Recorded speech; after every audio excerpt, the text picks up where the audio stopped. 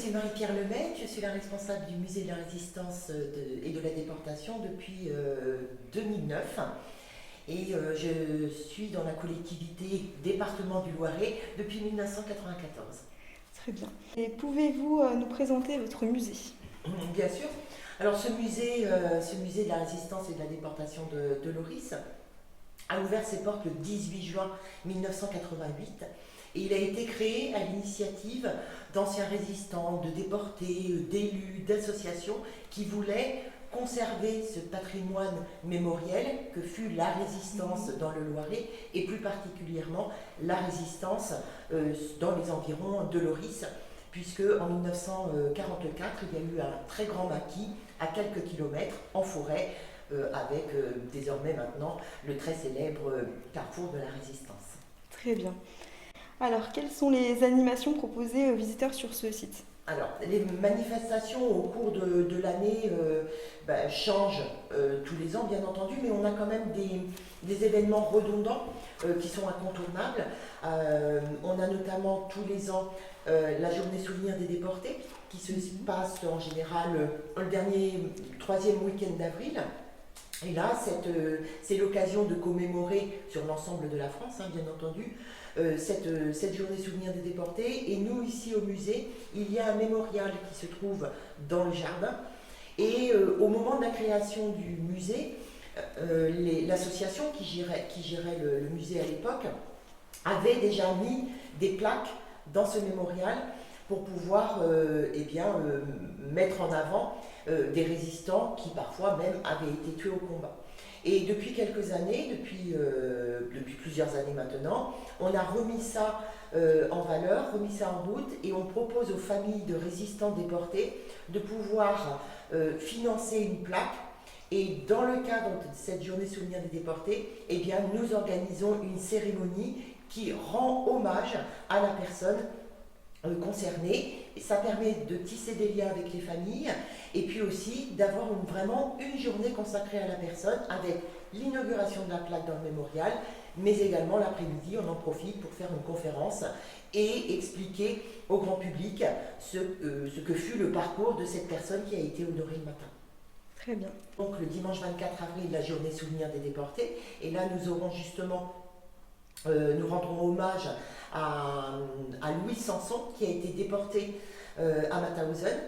Et donc la famille justement sera là le matin et l'après-midi pour faire une conférence sur le parcours de Louis Sanson. Mais nous avons également tout au long de l'année des conférences. Et là le 20 février, nous aurons la conférence animée par Dany Percheron qui est professeur d'allemand à la retraite et qui fait un travail énorme sur l'histoire de la résistance et de la déportation dans le Loiret et plus particulièrement dans le nord du Loiret sur Pithiviers, Puiseaux, etc. Et elle viendra donner une conférence sur Étienne Rochette qui a un parcours de résistant très marqué puisqu'il était aussi directeur de la sucrerie de Pithiviers et ce sera l'occasion justement d'expliquer son parcours. Alors ça c'est une conférence, mais il y en aura d'autres. On aura également une exposition d'été sur les femmes dans la résistance que l'on va emprunter à nos collègues de Champigny-sur-Marne du musée de la Résistance nationale, et ça sera l'occasion pour nous d'avoir des panneaux et de sortir des objets de notre collection et puis aussi faire des fiches de salle complémentaires sur une exposition qui est plus généraliste, on va dire, avec des grandes figures nationales, et nous, on recontextualise en remettant des exemples de femmes résistantes dans le Loiret, parce qu'il est vrai que bien souvent la résistance peut se résumer à une résistance armée, où les femmes sont parfois, à part les très connues, un peu mises dans l'ombre, alors qu'en fait, dans le Loiret, on a plein d'exemples de femmes qui ont travaillé ou ont eu des actions dans la résistance, mais souvent c'était de l'aide aux réfractaires au STO, c'était pour des fausses cartes d'identité, c'était pour de l'hébergement. Et donc justement nous on aime bien resituer avec des exemples du Loiret. D'accord, très intéressant. Donc la prochaine question c'est, pouvez-vous nous parler d'un événement qui vous a marqué? Alors il y a plusieurs événements qui ponctuent nos années, mais il est vrai que le contact humain et les relations que l'on peut avoir avec certaines familles, eh bien là ce sont des événements qui sont forts pour nous parce que parfois on va rencontrer des personnes qui ne savaient même pas le parcours de leur mère. Je prends l'exemple, c'était l'année dernière ou il y a 2 ans, on a eu un monsieur qui nous a contactés en disant voilà, je fais des recherches sur ma mère qui s'appelait Madame Pellois. Et quand on le prend au téléphone, on lui dit ah bon, Madame Pellois, Henriette Pellois? Et il nous dit oui, parce que vous connaissez. On lui dit bien sûr que l'on connaît. Et il se trouve que le fils de Madame Pellois ne connaissait pratiquement rien du parcours de sa mère, mais nous en savions beaucoup plus que lui parce que sa mère, sans lui avoir dit, avait remis au musée il y a plusieurs années comme un carnet, un journal intime, où elle racontait tout ce qu'elle avait pu faire pendant la Résistance. Et donc c'est nous, musée, qui lui avons apporté des choses qu'il ne connaissait absolument pas de la vie de sa mère. Donc ça, ce fut une belle rencontre. Mais il y en a plein d'autres encore. Chaque année, quand on rend hommage lors de la journée souvenir des déportés, on rend hommage à un résistant déporté du Loiret.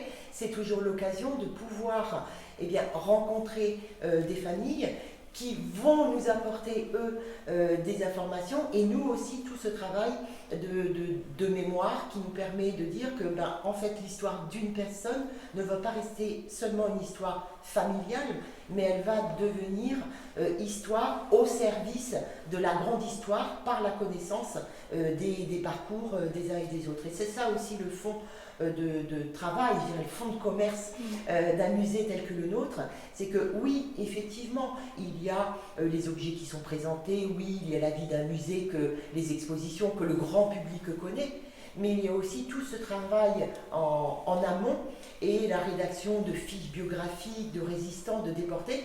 À l'heure actuelle, on a des fonds de ça représente à peu près plus de 2000 fiches biographiques. Donc c'est un travail de fourmi pour pouvoir retrouver des membres de la famille. Et puis parfois, à certains moments, on a des gens qui vont vider la maison de leurs parents ou de leurs arrière-grands-parents, vont retrouver un fond photo, vont retrouver des objets. Et pour nous, ça va être le déclenchement de recherche et d'aide à la recherche des familles pour mieux comprendre le parcours de leur père, mère ou autre personne. Voilà. Ouais. Et c'est vraiment ce qui fait aussi l'intérêt de travailler dans un musée tel que le nôtre, c'est qu'on travaille énormément dans l'humain. Et que ça, c'est à la fois... En fait, c'est du donnant-donnant, c'est du gagnant-gagnant, parce que nous, ça nous apporte beaucoup pour la suite de la connaissance de ces histoires pour maintenant et puis pour plus tard. Et puis pour les familles, c'est le moment d'éclaircir parfois des points qu'ils ne connaissaient pas dans le parcours. C'est-à-dire qu'on se rend compte au fil des années, depuis le temps que l'on travaille ici avec les collègues, on se rend compte que nous avons encore de nombreux primo-visiteurs. On se rend compte que les Laurissois et toutes les personnes des cantons aux alentours, Orléans, jusqu'à Orléans, Montargis, n'ont pas forcément connaissance de ce musée. Pourtant, c'est un vieux musée, puisqu'il a ouvert en 1988. Toutefois,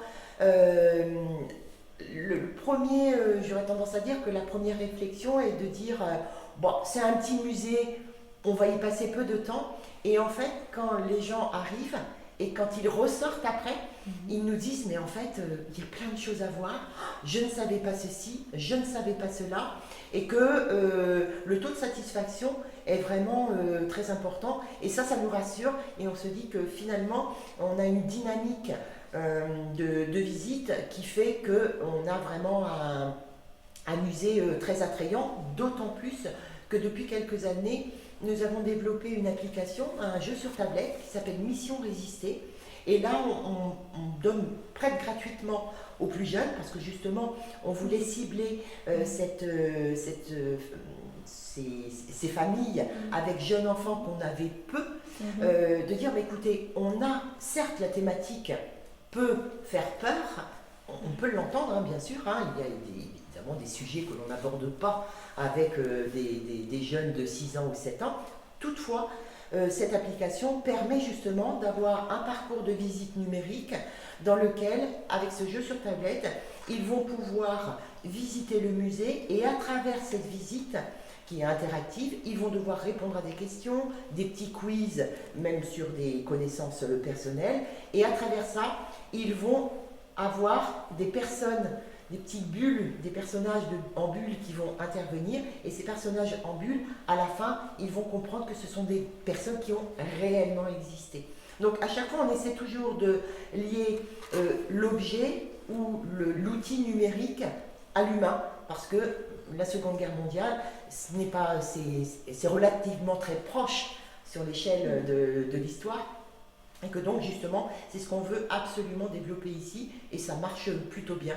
On a un taux de satisfaction, et encore une fois, des belles rencontres, parce que ça ne s'arrête pas seulement à faire la visite. Derrière, il y a souvent des gens qui viennent nous dire « Ah ben en fait, mon père a été au maquis de Lioris. Ah ben moi j'ai connu une personne qui a été déportée. Ben là j'ai telle ou telle question. » Et c'est ça qui est intéressant derrière tout ça, c'est que ça porte à réflexion et ça porte à discussion après visite. D'accord, c'est très intéressant en tout cas. Donc merci pour cette invitation. Merci.